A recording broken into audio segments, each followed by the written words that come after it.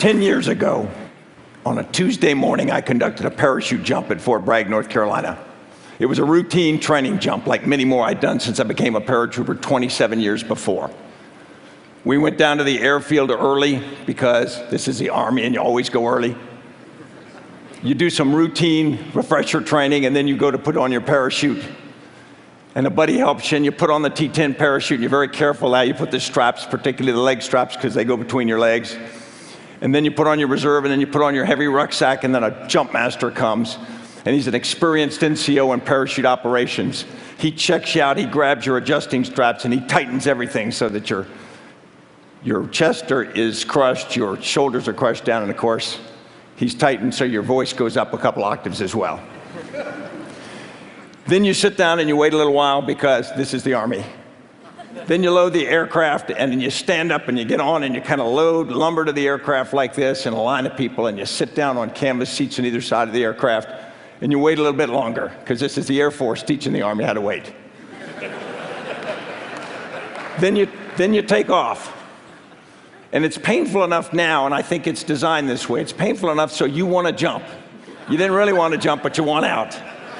So you get in the aircraft, you're flying along, and at 20 minutes out, these jump masters start giving you commands. They give 20 minutes, that's a time warning. You sit there, okay.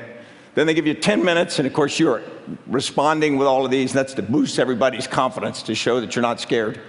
Then they give you, get ready. Then they go, outboard personnel, stand up. If you're an outboard personnel, you stand up. If you're an inboard personnel, stand up.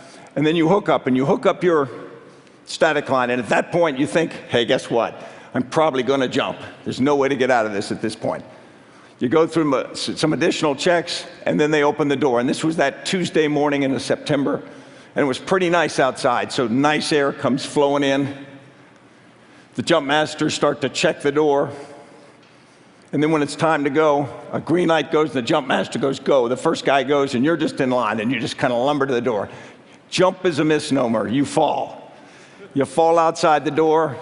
You're caught in the slipstream, but the first thing you do is you lock into a tight body position. Head down on your chest, your arms extended, put over your reserve parachute. You do that because 27 years before, an airborne sergeant had taught me to do that. I have no idea whether it makes any difference, but he seemed to make sense. And I wasn't going to test the hypothesis that he'd be wrong. And then you wait for the opening shock for your parachute to open. If you don't get an opening shock, you don't get a parachute, you get a whole new problem set. But typically you do. Typically it opens. And of course, that's if your leg straps aren't set right at that point, you get another little thrill. Boom. So then you look around.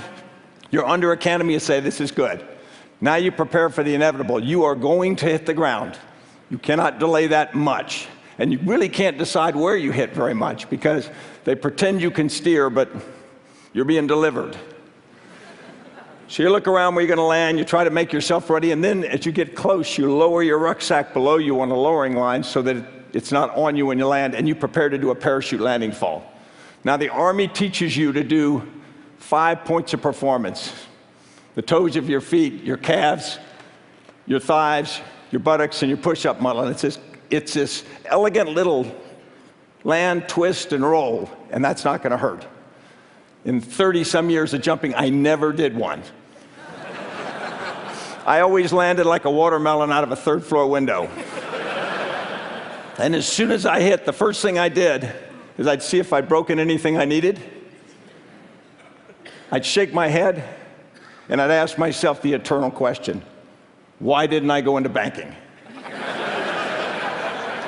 And I'd look around, and then I'd see another paratrooper, a young guy or girl, and they'd have pulled out their M4 carbine, and they'd be picking up their equipment. They'd be doing everything that we had taught them.